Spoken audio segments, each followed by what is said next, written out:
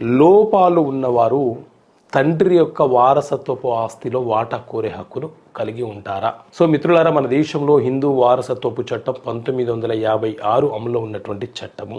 ఈ చట్టంలోని సెక్షన్ 28 ప్రకారంగా ఒక తండ్రికి జన్మించినటువంటి వారసులు ఎవరైతే ఉన్నారో వారందరూ కూడా మానసిక పరిణితిని కలిగి ఉండే అవకాశం ఉండదు.